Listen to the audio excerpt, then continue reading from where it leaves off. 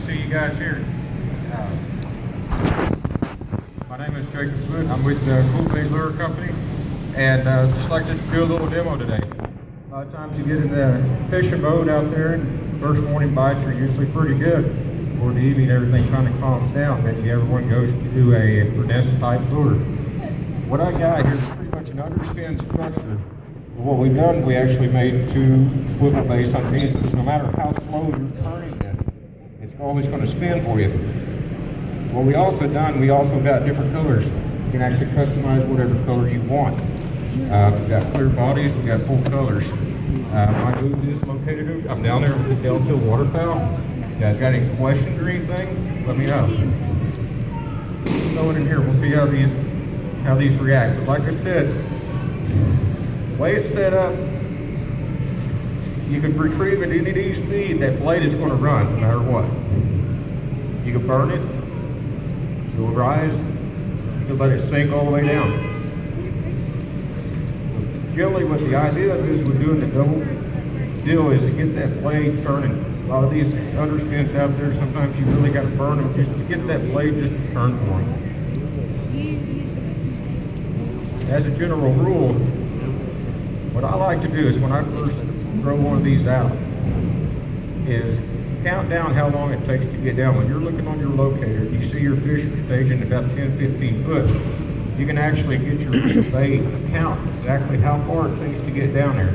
One little method I like to do, you got a 7-foot rod, bring it to the end, drop it down, see how long it takes for your line to get tight.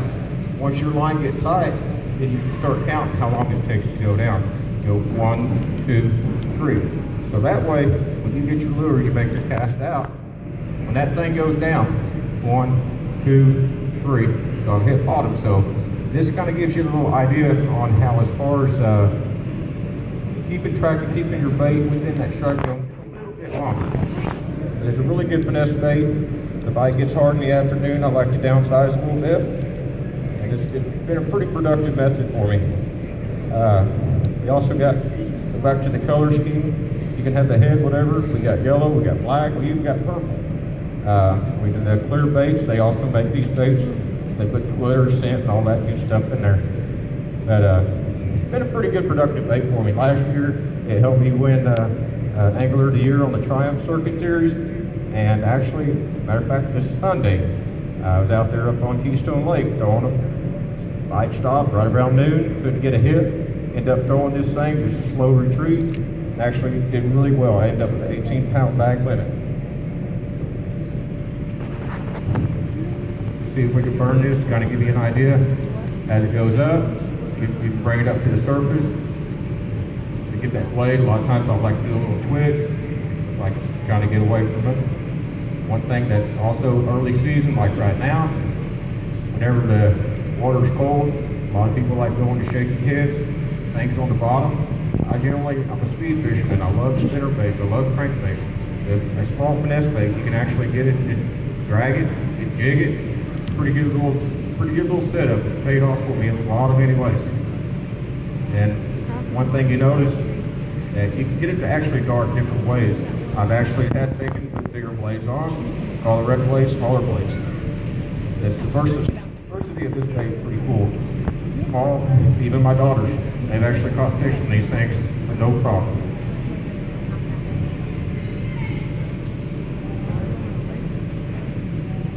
So, you're probably wondering, how can you get a hold of these?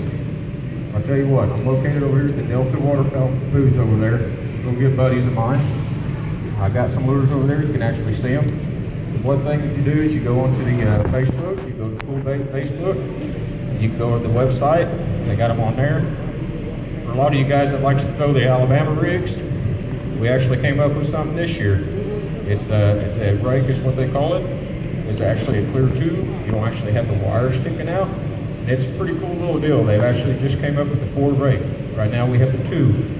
So go to the Facebook, like the page, look at it, and you'll see we've even got people catching peacock bass on these things. Pretty cool little setup.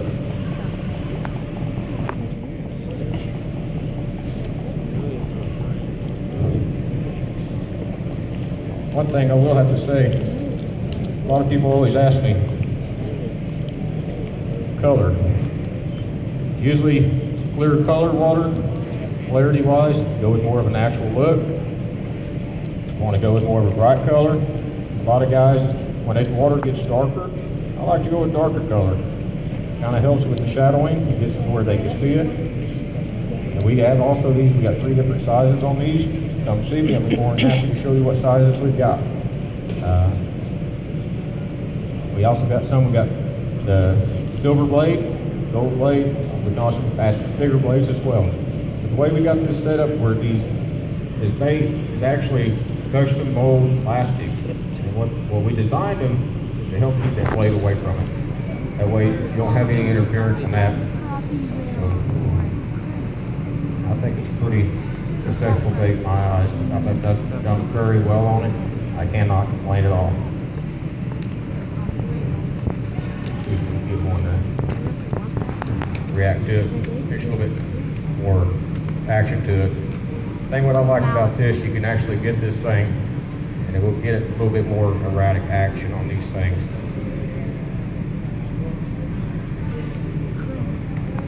I generally like to use about a 6 or 8 pound test line. I have gone heavier. It does not really affect the action of it at all.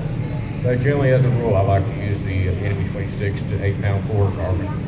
That way you can kind of get into that clear water. I personally have caught smallmouth bass on these. Best yet on it, I've caught a 5 pounder. And as far as largemouth, I have caught plenty of fish. Like I said, when that bite gets tough, this has always been one of my go-tos. It just kind of has a lot of action. You can fish it any way you want. You can drag it on the bottom. You can jerk it like an old shad getting away from it. You can slow roll it. It just depends on what season, what the water temperature is, and what's your preference that you like to do.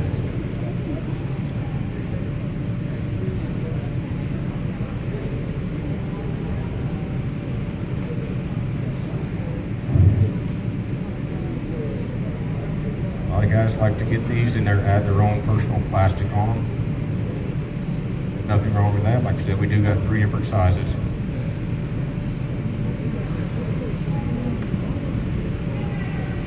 Try to show you the different action that it can do. You can swim it up high, you can get it low, you can get it jerking. Get it going from the center of the tank, it starts off to the left, it goes to the right.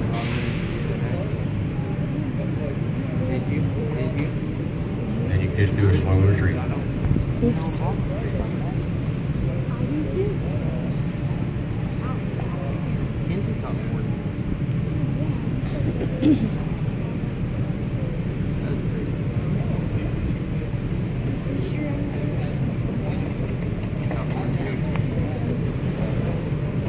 A lot of times, would you like to play with it? There's some cases out there where they like it to be as slow as possible. Then you'll get some areas where you go out there and some days they want it as fast as they can get it. You gotta play with it. Count down, try to get it down in that strike zone, hold it in that strike zone. Now please, this will actually help you with these tips as far as letting it sink down and stay in that strike zone. If you're seeing them on your locator 10, 20 foot down, count down to it. That's a pretty good tip. For those that might have missed it earlier, if you got a 7-foot rod, end of the rod tip, drop it down till your line gets tight, count. Count how far it takes down.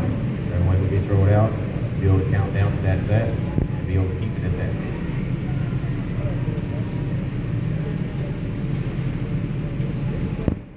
We do that 2-bearing swivel on this thing, so your blade's going to be spinning. You can get this thing to pretty much fish in any condition that you want.